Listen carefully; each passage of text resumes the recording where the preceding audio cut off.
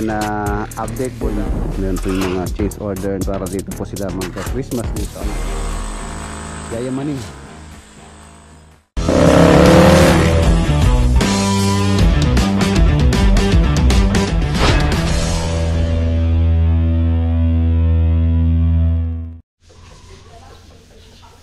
Good morning.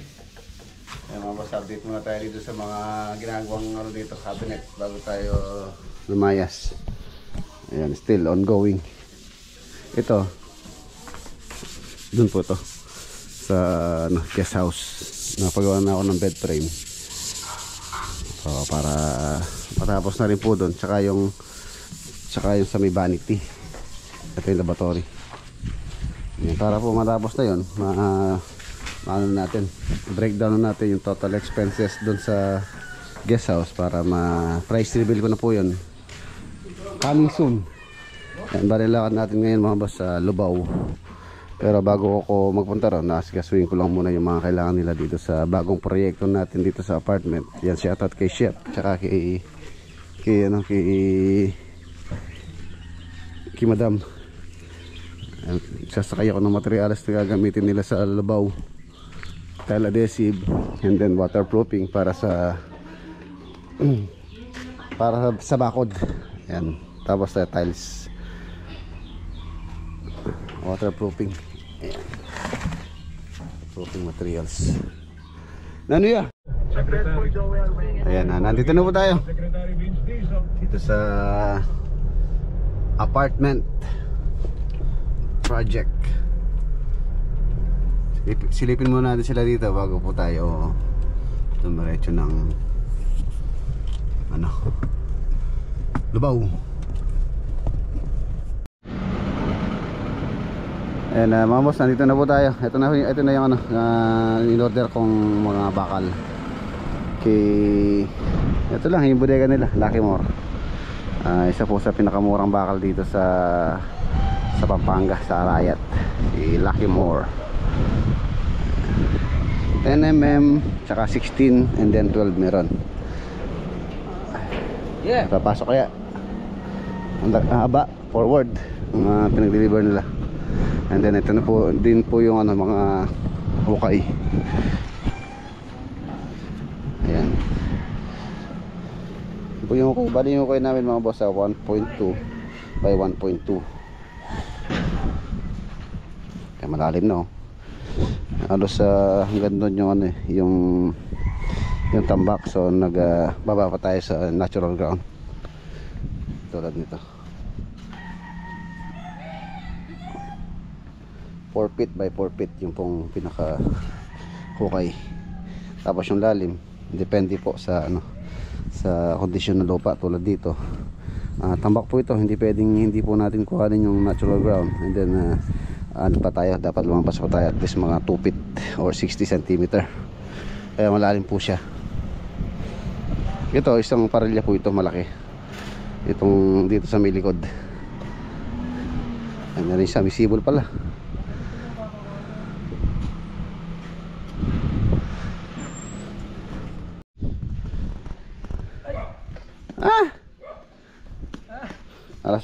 Alas 9 pa lang, may merienda na kayo. Sila na kayo mo. Alas 9 pa. Yan, pumainit yung lugaw. Bumili po kami lugaw. Lelot.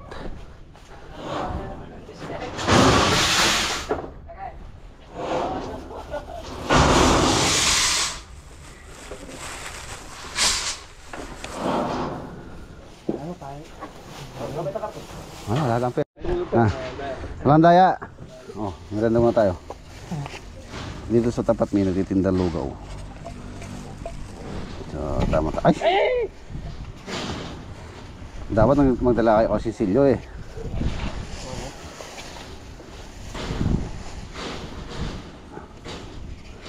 Manda ko may silyo itong magdalim. Nagibul parang. Yan, sa po parang.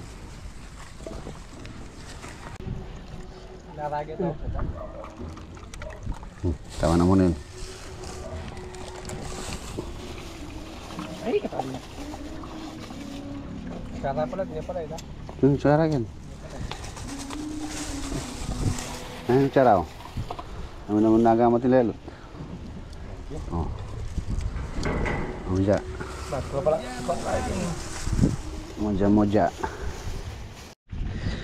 Ayan.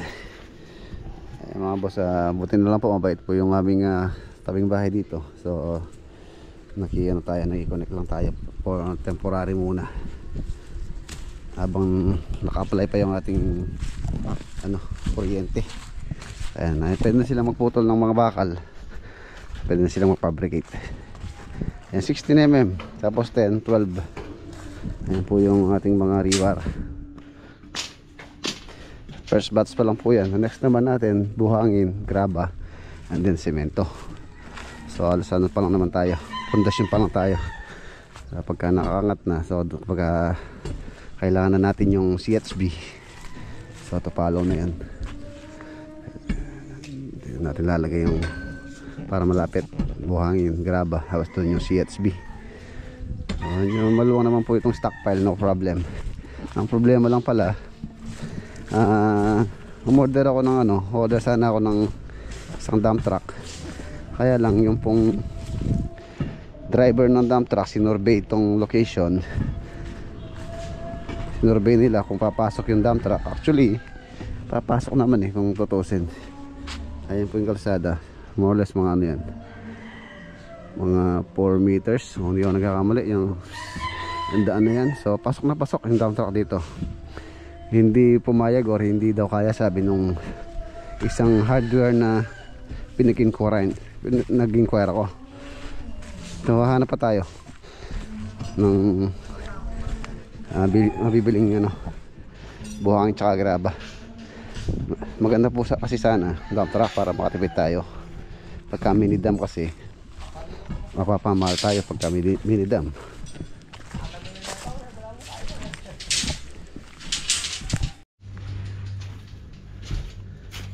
Ano? Okay.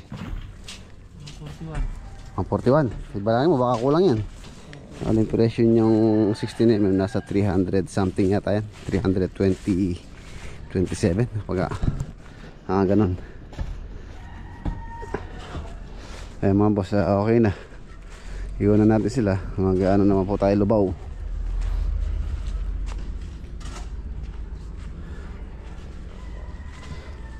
Okay, let's go. Ayan mga boss, nandito na po tayo sa Lubao project.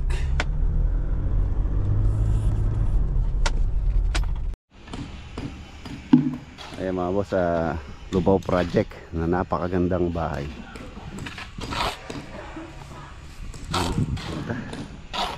Ayan, ito po mga boss, hindi na po pipinturahan to dahil itong wall na yan meron po tayong cladding na ilalagay po dito. Tapos sa loob naka-flooring na. So next na yung gate. Naglalagay na rin sila ng tiles dito, which is si owner po ang bumili nito. Sila po yung tumingin ng tiles dito. Ayan. Ang brand niya is Soul Ceramica sa Wilcon Depot. Ayan, nabili po ito. Shoutout kay Boss Sherwin ng Wilcon Lubao. Siya po yung nag-deliver dito, si Sherwin, Boss Sherwin. Tapos yan na yung perimeter fence, waterproofing. Ayan. Waterproofing po ito para po matibay yung yung pintura din.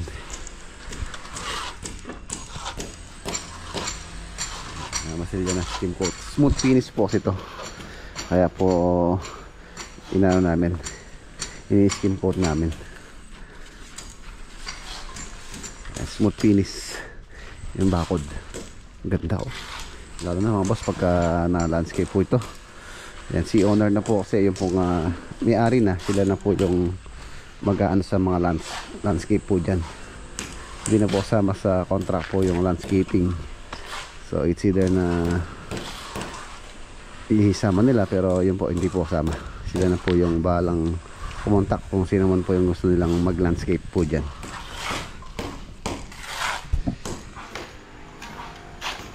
Okay, service gate nya. Ganon din dito, yung tiles na to. Mga latilan anong size yung tiles? 10, 11. 11 by 23. Maliit po siya na ano, na may square. Maganda po sa outdoor. Hindi siya madulas or non-skid. Maganda. Yung tiles.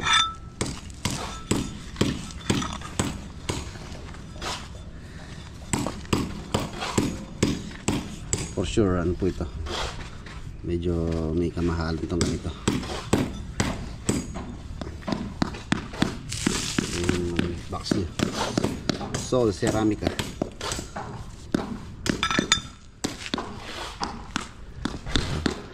Yung mga ilaw, 1, 2, 3, 4, 5, 6, 7, 8.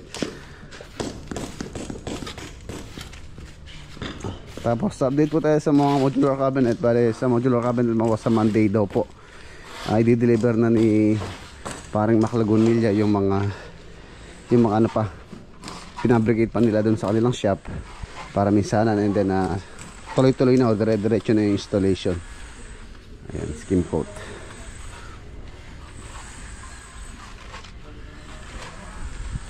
Yayamanin pati bakod. Yung bakod, ano, maganda.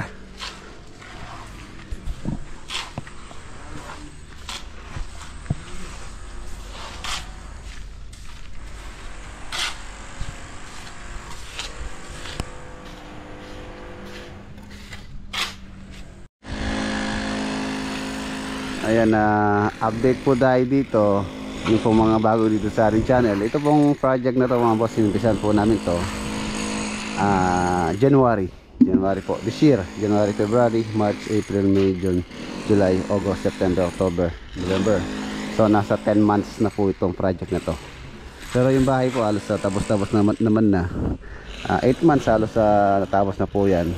Ang mga nagtagal lang po rito yung mga pinagawa or inad ni client or yung mga change orders na pinabago. Tulad nitong perimeter fence yan, additional po yan. Tsaka sa loob din meron po yung mga change order na medyo nagtagal dyan. For now ongoing din po yung mga closet. So by Monday yata ipo-full blast na ni Paring Mac yung mga closet dyan. So hopefully makamove si owner dito ng before Christmas, or sana makalipat siya ng Christmas para dito po sila magka-Christmas dito sa kanilang bagong magandang bahay. Ay, napakaganda talaga. Ayun. Sa loob po, yun nga, tulad na sabi ko, halos finish na po yan. Yun lang mga cabinet yung hindi pa natatapos dyan para makapag-ayos na ng gamit si owner dyan. Ayun na siya, lalo na pagka na-landscape pa yan, and then pintura, cladding pa rito, mga ilaw. Sana pagka pinailaw ng gabi to, tapos Ginoo, ang ganda, yayamanin.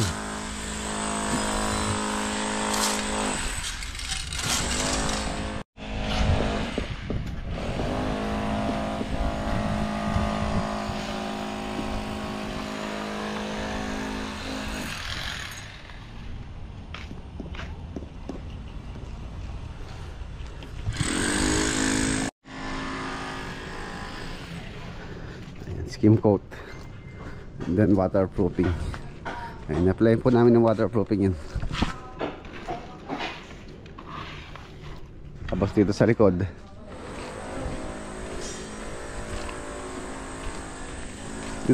yung ano din dito, mayroon din po siyang design, pero mas maganda sa harapan syempre.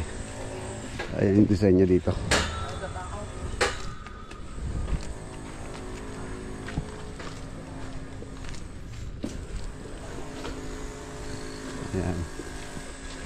Ayan po dito sa likod.